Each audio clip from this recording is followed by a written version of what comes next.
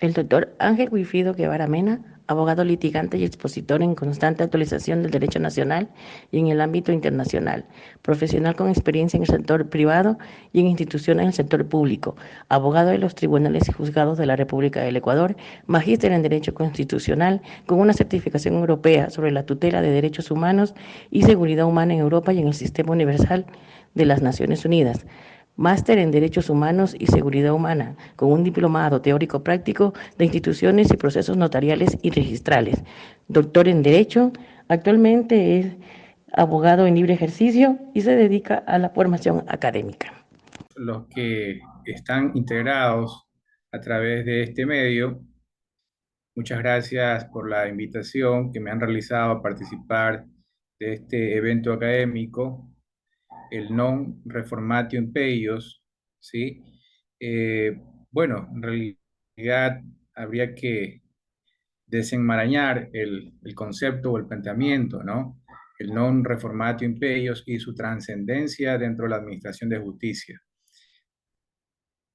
Hay que tener en cuenta que la Constitución de la República del Ecuador, específicamente en el artículo 168, en cuanto a los principios, ¿sí?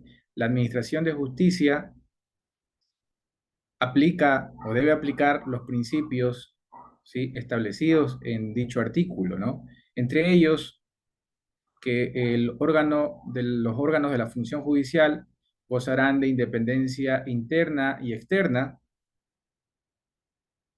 Como ustedes saben, en los actuales momentos, inclusive dentro de este principio de la Administración de Justicia, un juez de la Corte Nacional ha sido reintegrado en sus funciones a través de una acción de protección, considerando que no han existido todos los votos eh, conforme a la ley de parte de los vocales del Consejo de la Judicatura.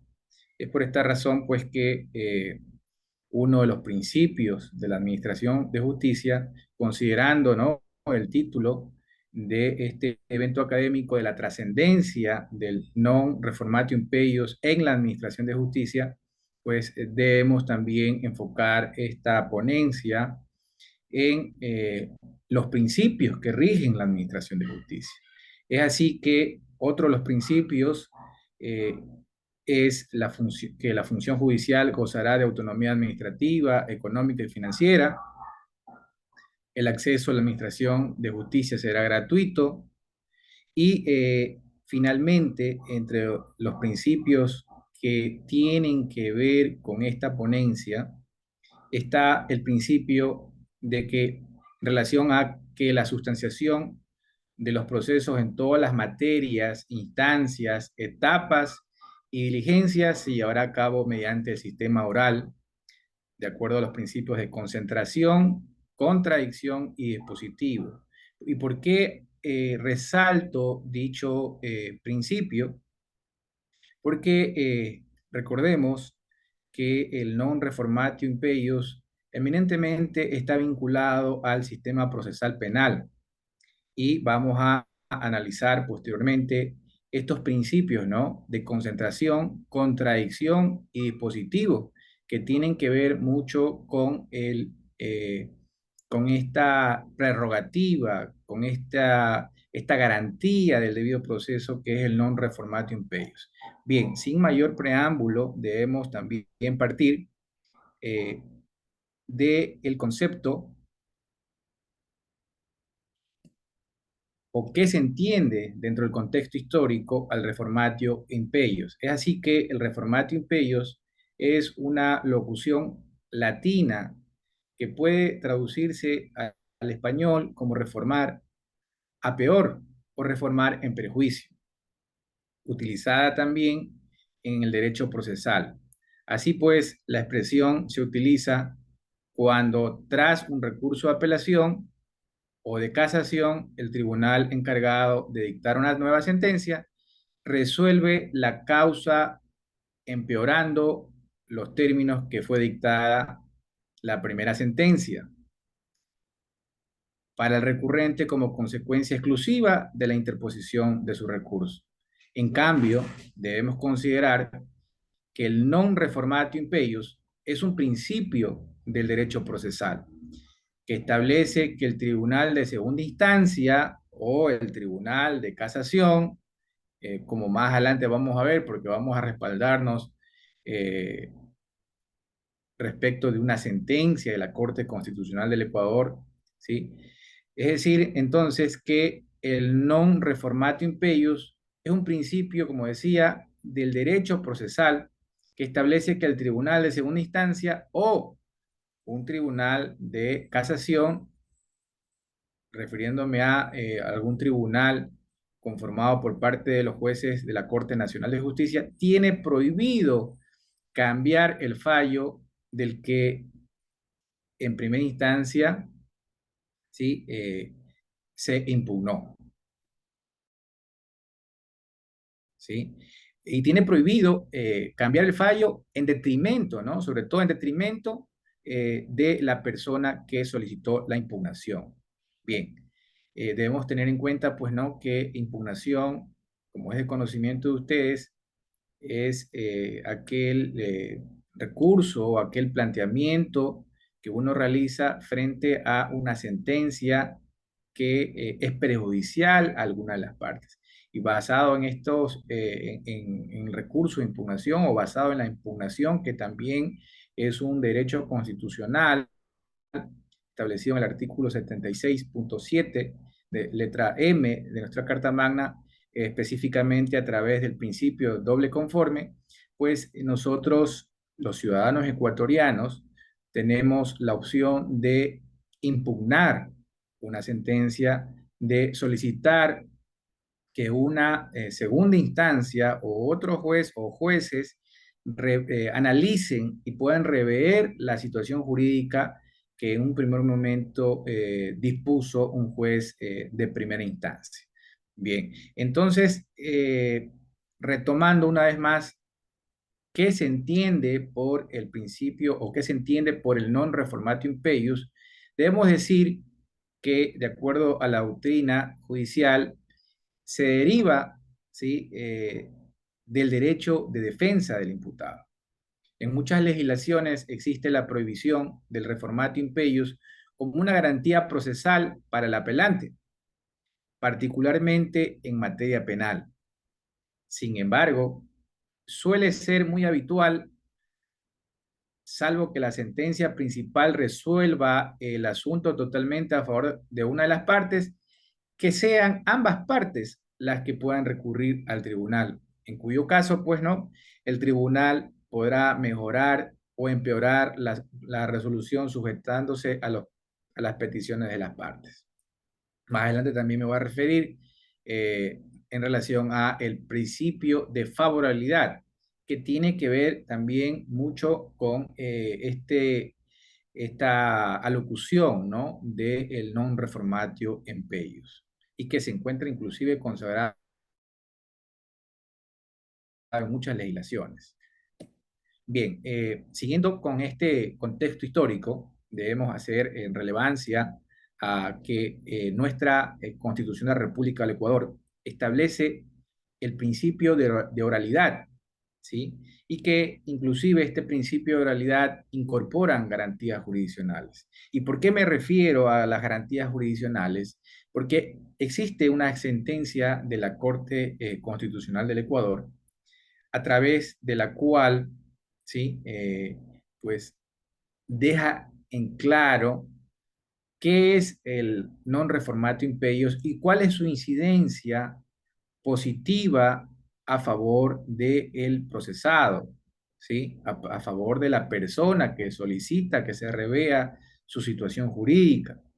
¿Y cómo llega a conocimiento de la Corte Constitucional del Ecuador? ¿Sí? En este caso, en el caso que me voy a referir más adelante, llega a conocimiento a través de una acción extraordinaria de protección, ¿sí? Una vez que se ha agotado todas las instancias judiciales, inclusive una vez que se ha agotado la fase de casación, ¿sí? Y como ustedes saben, pues uno de los recursos finales, o más que recursos, una de las garantías jurisdiccionales, garantías del debido proceso, garantías en el ámbito constitucional, tenemos que la acción extraordinaria de protección es la herramienta o es en este caso, la garantía que tenemos los ciudadanos o las personas que están vinculadas a un proceso judicial para que sea una corte de alzada o el máximo intérprete de la Constitución, en este caso la Corte Constitucional del Ecuador, quien está facultado para desenmarañar este nudo crítico o esta violación de los derechos constitucionales que en un momento determinado se puede haber incurrido a través de los jueces de primera instancia, segunda instancia, inclusive a través de los fallos o resoluciones de los jueces de la Corte Nacional de Justicia. Deben ustedes considerar que todo juez o todo ciudadano, más bien que ningún ciudadano, incluyendo a jueces, fiscales y demás operadores de justicia, nadie es impoluto. Es decir, nadie está exento de cometer errores.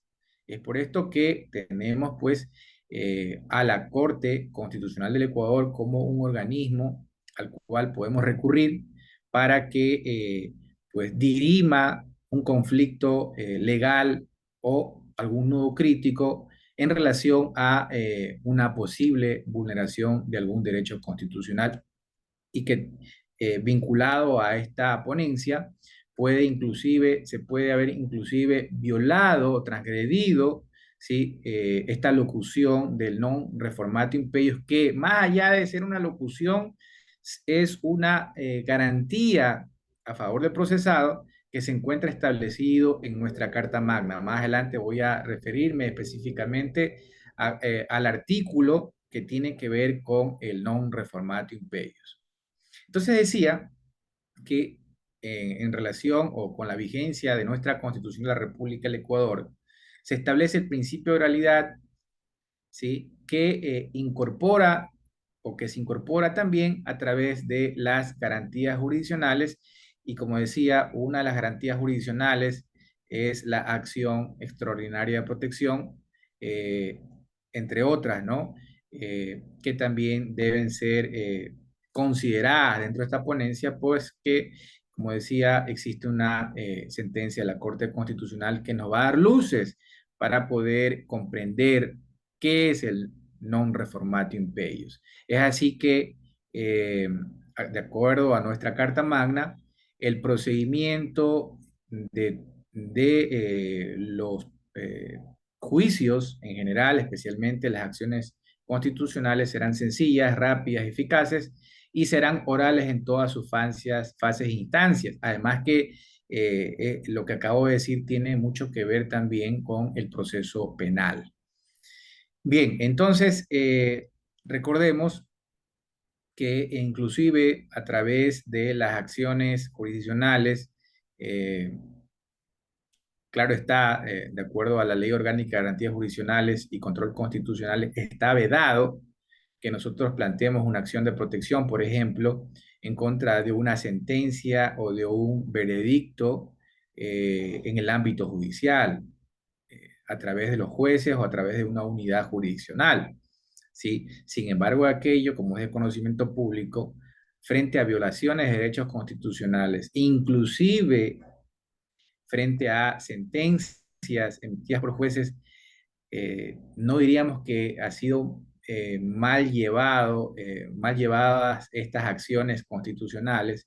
Más allá de eso, diríamos que muchos abogados, muchos operadores de justicia han hecho uso de las acciones de protección o medidas cautelares conjuntas o acciones de protección conjuntas con una medida cautelar o medidas cautelares independientes frente a posibles violaciones de derechos constitucionales. Y digo esto en realidad de alguna manera matizo el escenario desde el punto de vista que frente a inclusive alguna transgresión del non reformatio impeius, las partes también han usado, ¿sí? Han hecho uso de las acciones jurisdiccionales, ¿sí? Como la acción de protección, inclusive medidas cautelares independientes, para solicitar que se declare la violación de sus derechos constitucionales e inclusive pues que exista una reparación integral. Y finalmente pues las partes pueden solicitar o plantear la acción extraordinaria de protección ante la Corte Constitucional de Ecuador. Bien, en todo caso decía, esto es un pequeño preámbulo respecto de la importancia de eh, vislumbrar qué es el non reformatio impeius y que inclusive tenemos garantías establecidas en nuestra Carta Magna que nos permitirían ir más allá de los recursos que nos franquea la ley en la vía ordinaria. Bien, por otro lado, no nos olvidemos que antes de la vigencia de la Constitución de la República del Ecuador del año 2008, inclusive mucho antes de la vigencia del Código Orgánico Integral Penal, eh, el código que estaba vigente eh, mucho antes de las normativas que acabo de mencionar, tenemos que existía el Código de Procedimiento Penal, el Código Penal, a través del cual regía un sistema inquisitivo, en donde el juzgador era juez y parte, investigaba y juzgaba, por tanto no existían las garantías para un debido proceso penal. Por eso es que hace un momento referí que de acuerdo a nuestra Carta Magna actual, tenemos muchas garantías del debido proceso, inclusive tenemos garantías jurisdiccionales que nos permiten exigir un debido proceso, ¿sí? Y ¿por qué rememoro a estos códigos normativos que ya no están vigentes? Porque esta sentencia, a la cual me voy a referir más adelante, analiza eh, y hace hincapié, ¿sí?, a cómo se entendía el non reformatio impeius a través del Código Penal y Código de Procedimiento Penal, que inclusive nos permiten vislumbrar y aterrizar eh, en la normativa actual, ¿sí?, refiriéndome a específicamente el Código Orgánico Integral Penal, para evitar violaciones de derechos constitucionales y comprender que los recursos planteados para beneficiar al procesado, ¿sí? Deben ser con miras a esta sentencia de la Corte Constitucional, de la cual me voy a referir más adelante. Bien, no nos olvidemos que el Código Orgánico Integral Penal está vigente desde el año 2014, ¿sí? Y pues a través de este Código Orgánico Integral Penal rigen principios del debido proceso, entre los cuales está el principio de oralidad, acusatorio, ¿sí?, contradicción y dispositivo también. Bien, así tenemos que, por ejemplo, como decía al inicio de la intervención, eh, el artículo 77.14 de nuestra Carta Magna, ¿sí?, es la base eh, normativa en el ámbito constitucional respecto del non reformatio impeius. Así tenemos que dicho artículo soslaya que al resolver la impugnación de una sanción no se podrá empeorar la situación de la persona que recurre. Pero, ¿qué pasa, no?, con otras causas, por ejemplo, ¿no? A veces este artículo 77.14 tiene que ver mucho, o en la parte inicial establece que cuando sea la sanción una pena privativa de libertad o cuando exista de por medio una pena privativa de libertad. Pero ¿qué pasa con las causas, por ejemplo, de tránsito, que también tienen sanciones que no tienen pena privativa de libertad y que inclusive uno solicita la prescripción de la acción, solicita o plantea una impugnación de citación de tránsito, por ejemplo, refiriéndome al caso puntual? Aquí les dejo unas ideas planteadas para hacer este análisis una vez que termine mi intervención. Y decía, hay sanciones que no necesariamente tienen pena privativa de libertad. Por ejemplo, hay sanciones de multas, hay sanciones que tienen que ver con multas. Por ejemplo, si uno excede el límite moderado de velocidad al conducir un vehículo a motor, existe una multa, ¿no? Que nos notifican la agencia de tránsito nacional o seccional, quien tenga la competencia, nos notifican respecto de del cometimiento de una infracción y resulta que el recurrente o la persona que considera que no cometió la infracción plantea, pues, ¿no? Acude a un juez de tránsito, a un juez penal o a un juez que hace las veces de un juez de tránsito que tenga competencia a través de una resolución del Consejo de la Judicatura, pues puede plantear eh, una impugnación de la citación y dice, pues no, comparece como propietario del vehículo. Pero resulta que en la sentencia, y como también he podido visualizar algunos casos dentro del ejercicio de la profesión y dentro también mi vinculación en el sector público, como funcionario público, he podido palpar de cerca que el recurrente solicita, plantea una impugnación, ¿sí? Para tener una resolución benigna. Sin embargo, aquello resulta que muchas veces los jueces, ¿sí? Eh, en vez de referirse o ceñirse únicamente a la sanción, por ejemplo la multa, resulta que en un caso determinado, no me voy a referir a ningún juzgado en especial, considerando que estamos desde el punto de vista de la academia, no es una denuncia tampoco en este foro, sin embargo aquello, pues recuerdo un caso, pues que un juez sancionó eh, a un ciudadano, a un propietario de un vehículo, inclusive o quería más bien ir más allá, ¿no? Quería sancionar más allá de una multa, ¿sí? Quería endurecer su sanción, ¿sí?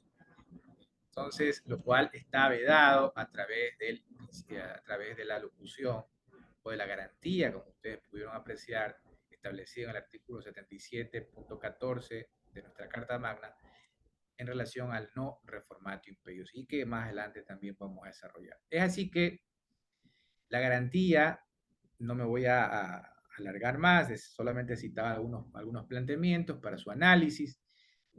Sin embargo, aquello debemos tener en cuenta que la garantía del non reformatio imperius se encontraba recogida por la legislación procesal penal anteriormente vigente, que la establecía como una regla general de la etapa de impugnación.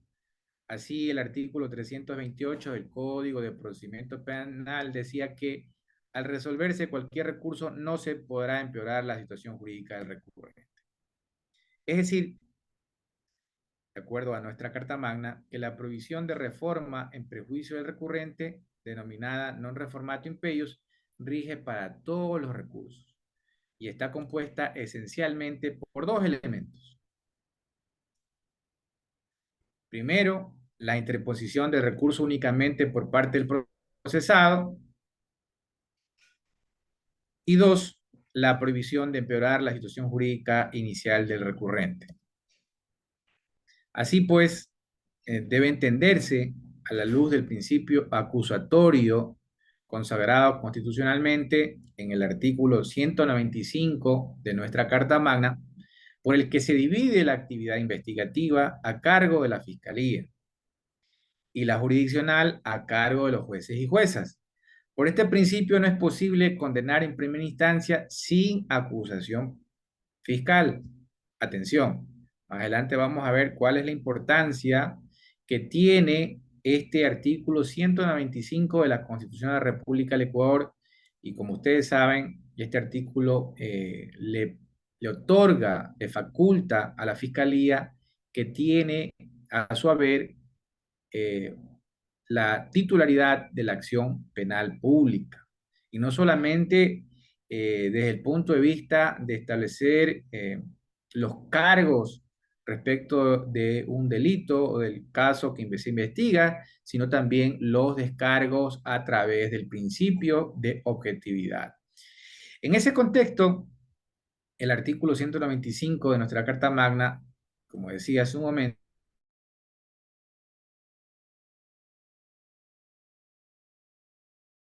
sostiene que la Fiscalía, investigación preprocesal y procesal penal. Además, durante el proceso, creo que déjenme verificar, no pensé que se había ido, había tenido un desfase aquí con el internet, en todo caso vamos adelante. Entonces decía que además durante el proceso ejercerá la acción pública con sujeción a los principios de oportunidad. Fíjense ustedes, ni siquiera solamente está el principio de objetividad. Es así que la Fiscalía debe regirse a los principios de oportunidad, mínima intervención penal y con especial interés al público y al derecho de las víctimas. Y de hallar mérito, acusará a los presuntos infractores ante el juez competente e impulsará la acusación en la sustanciación del juicio penal. Es decir, que sin acusación no puede haber juicio y sin juicio no puede haber condena. De este principio se deriva que si la fiscalía no plantea el recurso y el procesado sí lo hace, no se puede agravar la pena en otra instancia judicial. Atención con esto, porque tiene mucho que ver con el non reformatio impeius.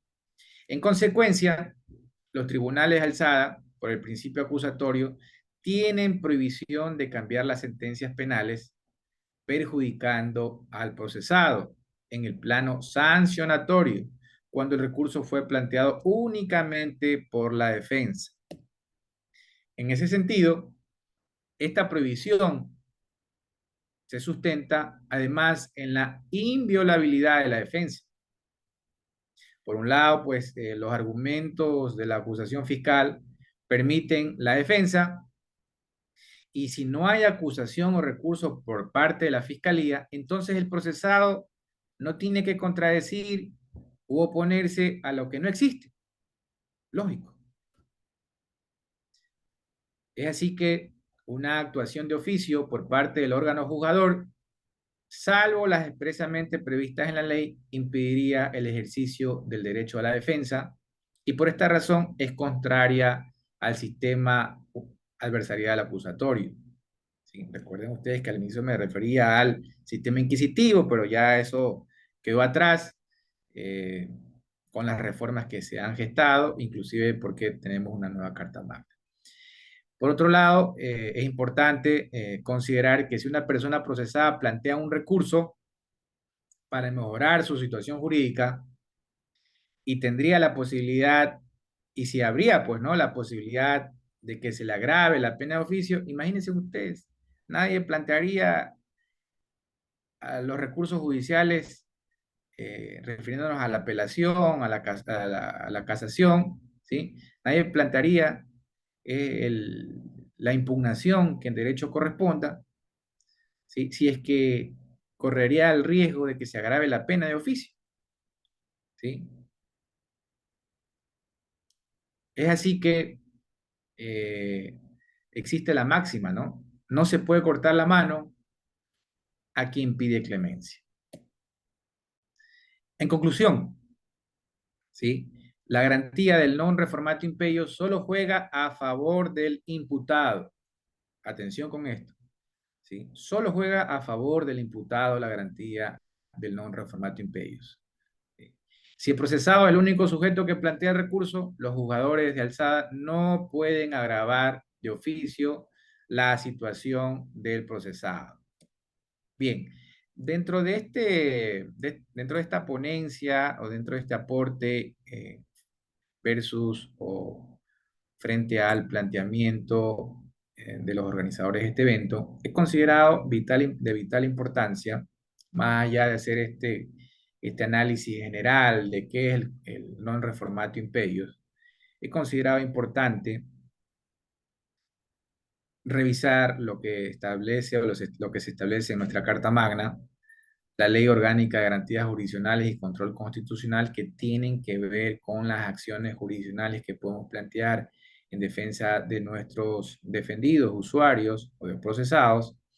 También a través de la sentencia que voy a analizar, voy a referir, voy a esbozar, pues refiriéndome específicamente a la sentencia 768-15-P20,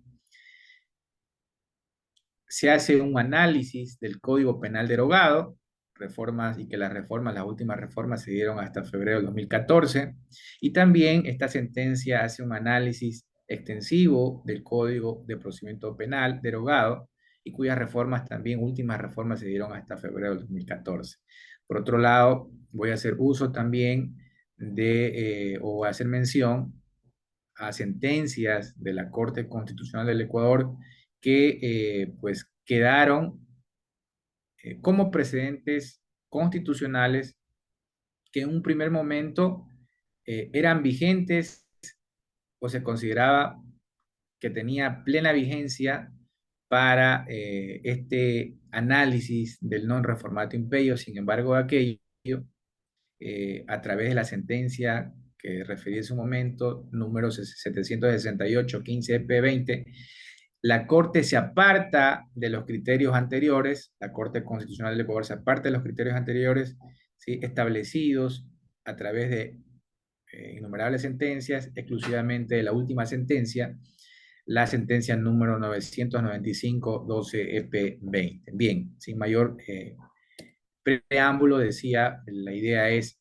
aportar más allá de hacer un análisis doctrinal, un análisis general de lo que se entiende por el non reformato imperios, me parece importante ponerles en conocimiento o respaldar mi planteamiento en cuanto al análisis del non reformato imperios, acudiendo directamente a los precedentes constitucionales emanados por parte de la Corte Constitucional del Ecuador. Es así que la sentencia número 768-15-EP20 de la Corte Constitucional del Ecuador establece que la decisión judicial impugnada, ¿sí?, en este caso se impugnó una sentencia de la Corte Nacional de Justicia el 7 de abril del 2015, que aceptó parcialmente el recurso de casación propuesto por la acusación particular. Casó de manera parcial la sentencia de la Corte Provincial, impuso la pena privativa de libertad de 1 año. Más adelante me voy a referir o voy a ampliar un poco este escenario, ¿no? Pero en todo caso cito que esta sentencia, o más bien esta decisión judicial impugnada a través de la acción extraordinaria de protección, versa respecto a una sentencia emanada por parte de la Corte Nacional de Justicia que afectó, que agravó la pena de un procesado, violando el principio del non reformato imperius o esta garantía del non reformato imperius. Es así que, en ese contexto, recuerden ustedes, el artículo 168.6 de nuestra Carta Magna establece que, como decía al principio de mi intervención, en la sustanciación de los procesos, en todas las materias, instancias, etapas y diligencias, se llevará a cabo mediante el proceso del sistema oral, de acuerdo a los principios de concentración, contradicción y dispositivo. Y más adelante me voy a referir a estos principios que tienen mucho que ver con el análisis y desarrollo de la garantía del non reformato imperius. Bien, no está más comentarles que el caso en relación a esta sentencia que he referido es el caso 768-15P. El juez ponente es el juez Ramiro Ávila Santamaría. Esta sentencia data de fecha 2 de diciembre del 2020 y fundamentalmente hay que tener claro que la Corte Constitucional acepta la acción extraordinaria presentada contra una sentencia de la Corte Nacional de Justicia que agravó la condena del procesado, como decía hace un momento, en fase de casación y vulneró el derecho al non reformato imperius. Entre los antecedentes procesales tenemos que el 30 de septiembre del 2013, el Tribunal Octavo de Garantías Penales de Pichincha, por decisión de mayoría, ratificó el estado de inocencia de un ciudadano en el marco de un proceso penal por el delito de abuso de confianza. previsto en el anterior Código Penal. Recuerden ustedes que el Código eh, Penal en materia penal, actualmente el código que está vigente es el Código Orgánico Integral Penal, que incorpora la parte sustantiva como la parte adjetiva en un solo código. Antes existía el Código Penal y existía, por otro lado, el Código de Procedimiento Penal. Es decir, había una separación de, en este caso, de la norma sustantiva y la norma adjetiva. Hoy por hoy, pues a través del Código Orgánico Integral Penal, condensa o se une esta parte sustantiva y adjetiva. Sin embargo, esta sentencia de la Corte Constitucional hace un análisis, ¿sí? En el tiempo, desde el punto de vista que la Corte Nacional de Justicia, a través de la normativa vigente, agravó o violó este principio del non reformatio impeius, o violó esta garantía, ¿no? Que se encuentra plasmada en nuestra Carta Magna, conforme he dicho, había manifestado. Siguiendo entonces con la exposición, decía que se vuelve importante manifestar los antecedentes procesales de esta sentencia de la Corte Constitucional. Es así que Fiscalía y la acusación particular interpusieron el recurso de apelación, considerando que pues el Tribunal Octavo de Garantías Penales de Pichincha ratificó el estado de inocencia del procesado o del imputado, basado pues o sosteniéndose fundamentalmente en el principio constitucional establecido en el artículo 76.2 de nuestra Carta Magna. Es decir, que toda persona es inocente hasta que no se muestre lo contrario. Bien, el 11 de abril del 2014, la Sala de lo Penal de la Corte Provincial de Justicia de Pichincha acepta el recurso de apelación planteado y revoca la sentencia subida en grado, condenó al procesado como autor del delito de abuso de confianza e impuso la pena privativa de libertad de 6 meses. Imagínense ustedes, en un primer momento, el Tribunal Octavo de Garantías Penales de Pichincha, dentro del juicio, ya eh, ratifica el estado de inocencia. Fiscalía obviamente emitió el dictamen acusatorio, planteó el juicio que corresponde, ¿sí? O planteó los argumentos que en derecho corresponden para buscar una sentencia en contra del procesado. Sin embargo, pues el Tribunal Octavo de Garantías Penales ratifica el estado de inocencia. Luego, pues, Fiscalía y la acusación particular interponen el recurso de apelación y la Sala de lo Penal de la Corte Provincial de Justicia acepta el recurso de apelación planteada y revoca la sentencia subida en grado y condena al procesado a una pena privativa de libertad de 6 meses. Finalmente, como es su derecho, el procesado y la acusación particular interponen el recurso de casación. Atención con esto, únicamente acuden a la Corte Nacional de Justicia el procesado y la acusación particular a través del recurso de casación. Es así que el 7 de abril del 2015, la Sala de lo Penal, Penal Policial, Penal Militar y Tránsito de la Corte Nacional de Justicia declara improcedente el recurso de casación planteado por el procesado y acepta parcialmente el recurso de casación planteado por la acusación particular. Y al momento de casar parcialmente, le impone la Corte Nacional de Justicia una pena privativa de libertad de un año. Fíjense ustedes.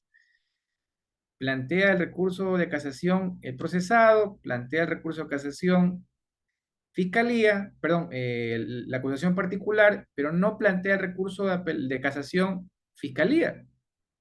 Sin embargo, aquello se agrava la situación jurídica del procesado al establecer una pena privativa de libertad de 6 meses a un año. Atención con esto, ¿sí?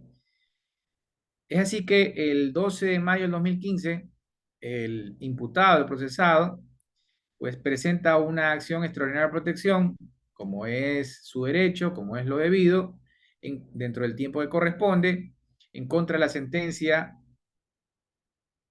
emanada por parte de los jueces de la Corte Nacional de Justicia. Por eso es que inicialmente yo me había referido a las acciones jurisdiccionales, a las garantías, en este caso, del debido proceso y a las acciones jurisdiccionales específicamente, refiriéndome a la acción extraordinaria de protección, porque nos da luces esta sentencia para comprender y para inclusive respaldar nuestro accionar como operadores de justicia, como integrantes de el sistema judicial en favor de nuestros defendidos.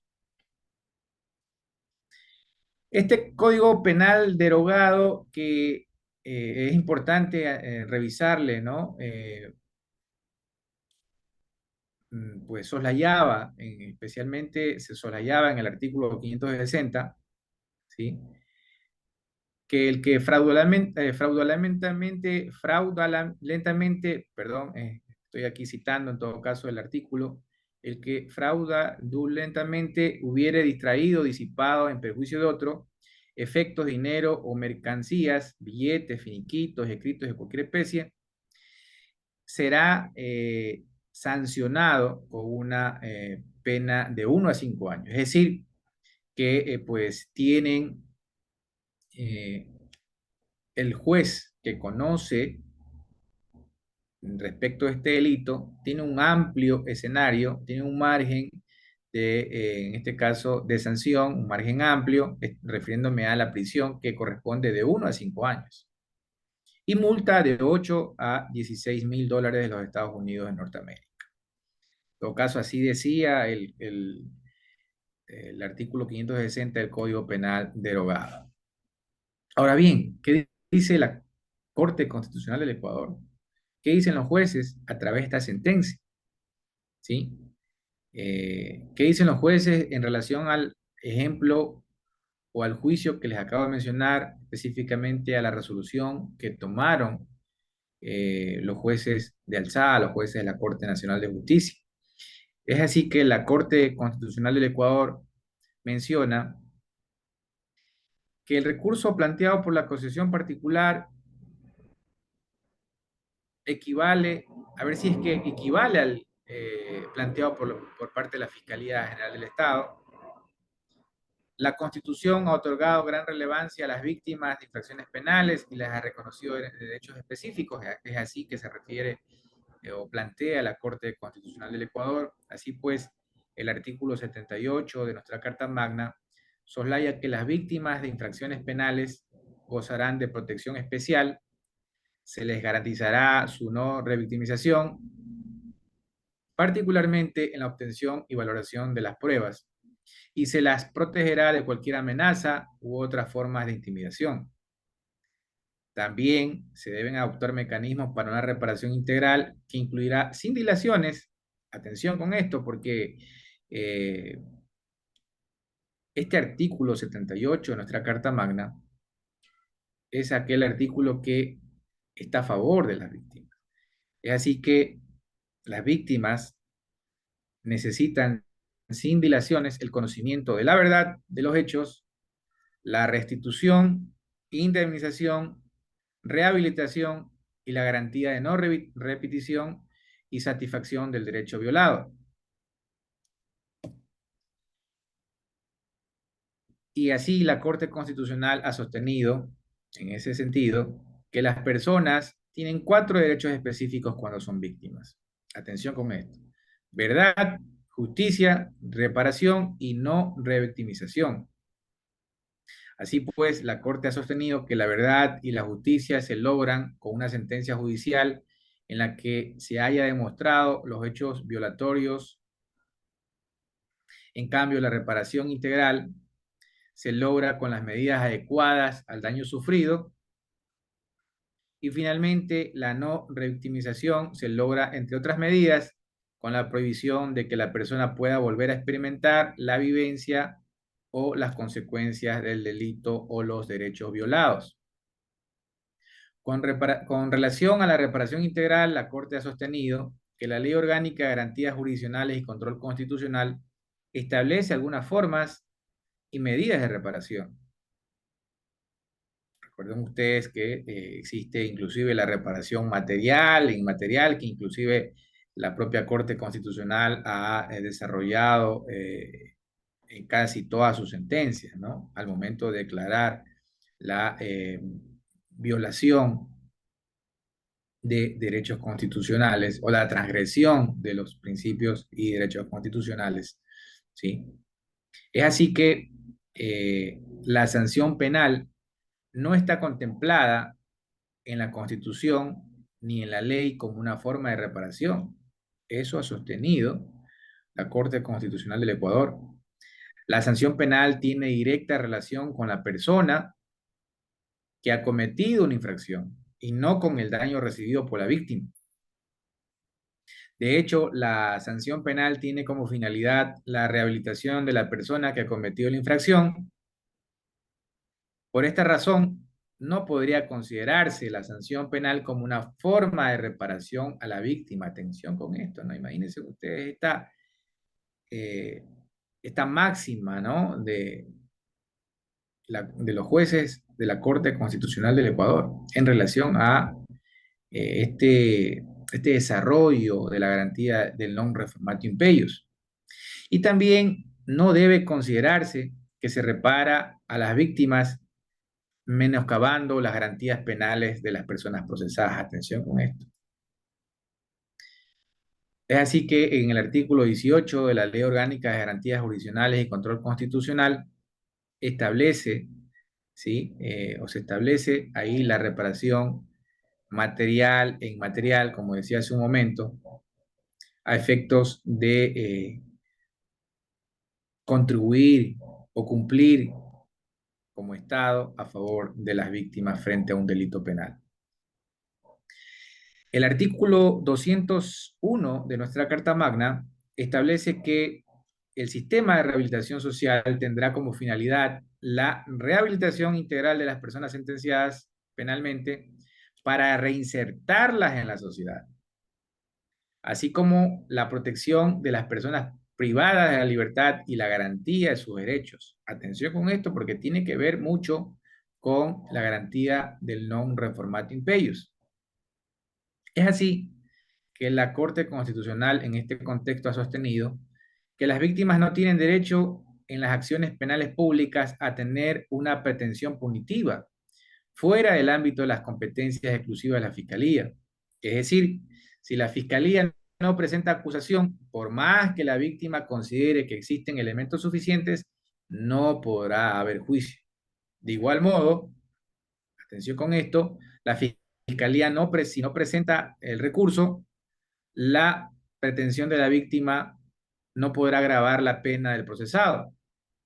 La pretensión, entonces, punitiva, materializada en la acusación y en la posibilidad de pedir el agravamiento de una pena, es una competencia de la Fiscalía General del Estado, estatuida en el artículo 195 de la Constitución de la República del Ecuador. Y por lo tanto, no es un derecho de la víctima.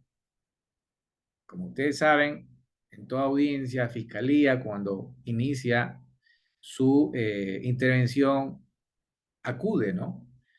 Acude de conformidad al artículo 195 de nuestra Carta Magna, en concordancia con los artículos 410 y siguientes del Código Orgánico Integral Penal, normativa que está vigente en los actuales momentos.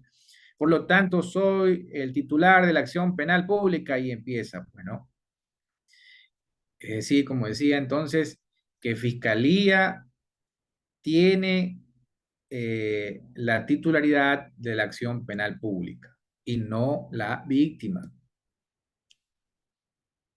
Así tenemos que el artículo 226 del Código de Procedimiento Penal derogado y que tiene que ver inclusive con lo que se establece en nuestro Código Orgánico Integral Penal actual, si es que la Fiscalía no resuelve acusar,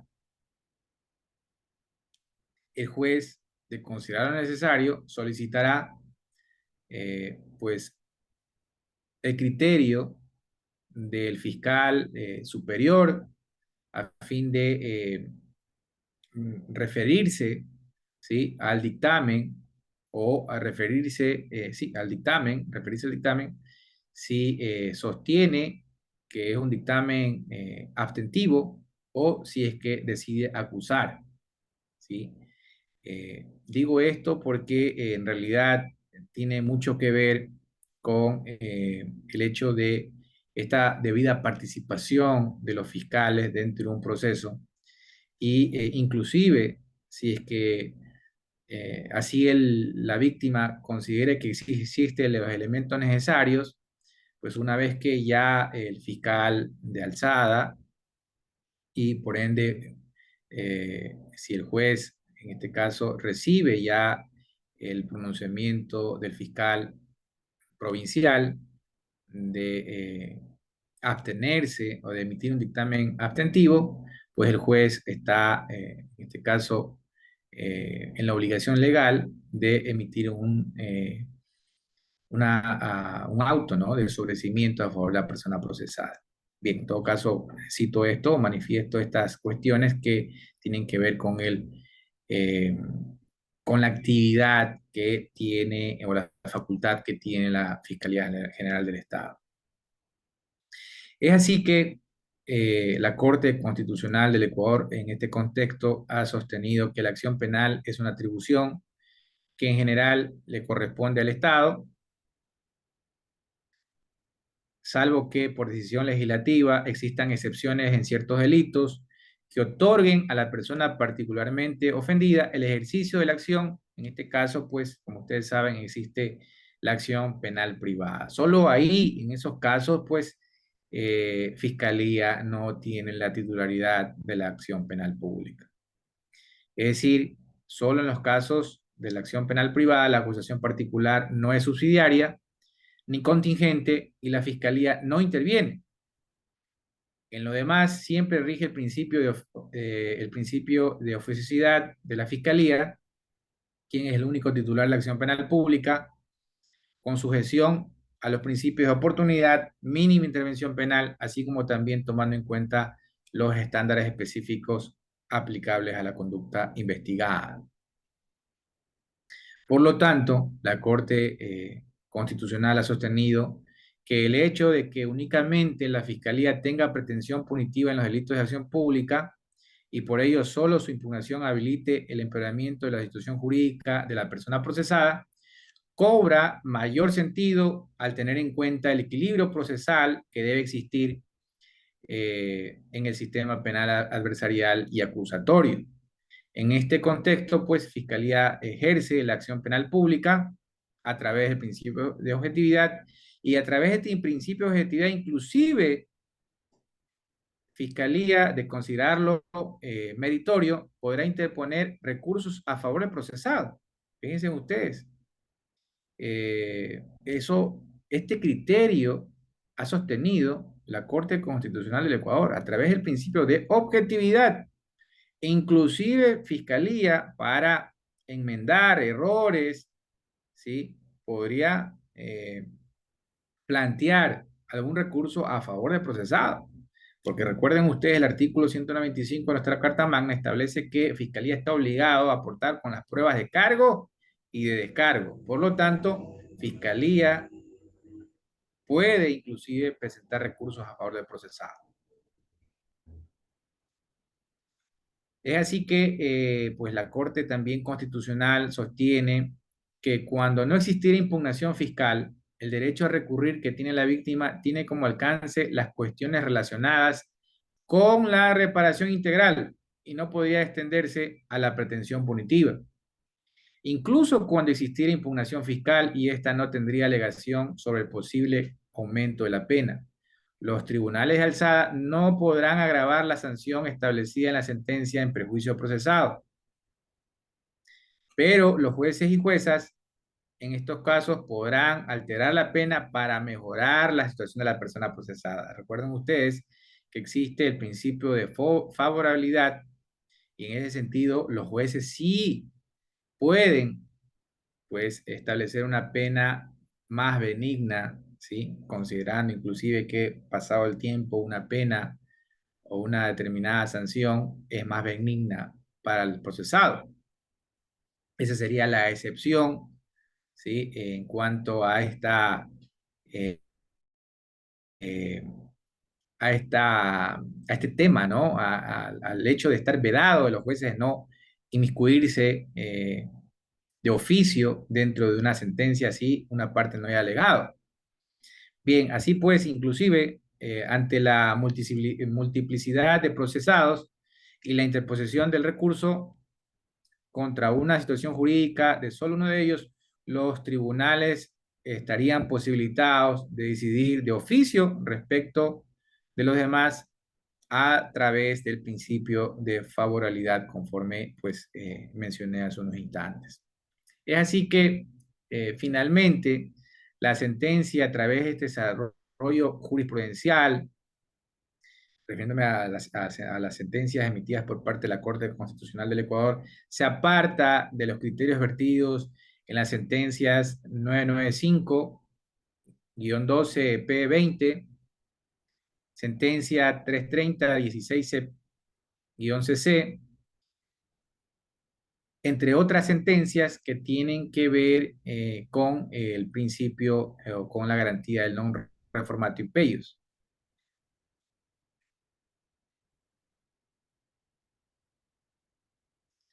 Finalmente, considerando el tiempo también, la Corte Constitucional pues ha sostenido que la prohibición de empeorar la situación jurídica inicial del recurrente, exclusivamente la prohibición del reformatio impeius, guarda relación con la agravación de la pena, que la pena debe entenderse en el sentido más amplio posible, ya que el sistema penal puede contemplar distintos tipos de penas, tales como privativas de libertad, no privativas de libertad, restrictivas de los derechos de propiedad y multas. Por eso es que al inicio de mi intervención mencionaba inclusive sanciones como sanciones que tienen que ver con multas de tránsito, ¿sí? En todo caso, es una tarea pendiente para los jueces de la Corte Constitucional ir desarrollando esta garantía del non reformatio impeius, considerando que existen otro tipo de sanciones, ¿no? Otro tipo de penas, como penas no privativas de libertad, restrictivas de los derechos de propiedad, inclusive las multas. Es así que, a fin de incurrir en la transgresión que supone la reformatio impeius, la Corte sostiene que debe analizarse, ¿sí? La sanción en su conjunto, ¿no? Que no solamente tiene una pena privativa de libertad o puede existir una pena privativa de libertad. En ese sentido, aquellas cuestiones que no guarden relación con el plano sancionatorio, como la reparación, sí pueden ser examinadas de manera independiente a esta esfera de la non reformatio impeius, que solo tiene que ver con el plano sancionatorio. Si los recursos planteados por la acusación solicitan agravar la pena, cuando hay mérito de la causa, por ejemplo, si es aplicable al principio de favorabilidad que habilitan al juzgador de instancia a modificar las decisiones judiciales en un sentido más beneficioso al procesado, el sistema, por lo tanto, está orientado al derecho penal mínimo a través del principio de mínima intervención penal y debe enmendar sus errores, aprovechar las oportunidades posibles y corregir los vicios que puedan ser lesivos para las personas procesadas. En conclusión, es importante mencionar que los jueces de alzada, jueces de la Corte Provincial de Justicia de un determinado territorio, los jueces de la Corte Nacional de Justicia no pueden agravar la situación jurídica de la persona que plantea eh, una impugnación para mejorar su situación jurídica, inclusive si es que existe acusación particular y que esta acusación particular también acude a la Corte Provincial de Justicia o a través del recurso de apelación o acude a la Corte Nacional de Justicia a través del recurso de casación. La única limitante sería cuando, si es que llega a fase o a través del recurso de apelación, Fiscalía plantea el recurso de apelación.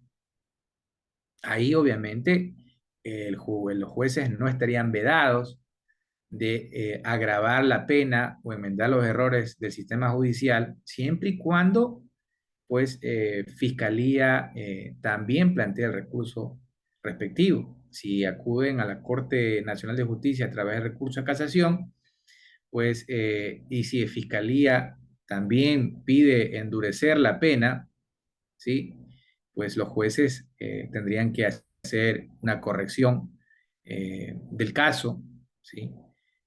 Conforme corresponda, pero sí, conforme decía el caso de esta sentencia, solo acude la persona procesada, acude eh, la acusación particular a través, en este caso, eh, de la víctima, ¿sí? No se puede afectar, no se puede violar esta garantía del non reformatio impeius, porque nos quedaría a la final el recurso o la acción constitucional, la acción extraordinaria de protección a favor de la persona procesada. Ahora bien, los jueces, en conclusión, conforme manifestado, si es que ninguna de las partes plantea, ¿sí? Endurecer la pena, los jueces sí, por el principio de oficio, pueden beneficiar al procesado a través del principio de favorabilidad. Ahí sí existe obviamente una excepción de la garantía non reformatio impeius, únicamente para beneficiar a través del principio, inclusive del principio pro infractor. Bien, hasta aquí entonces sería mi intervención. Espero en todo caso haber aportado a este foro y que pues no, esta sentencia que les he corrido traslado, que les he mencionado, pues nos permite desarrollar y vislumbrar el enfoque que tiene la garantía del non reformatio impeius. Muchas gracias, saludos, espero en todo caso estar en una nueva oportunidad conjuntamente con ustedes.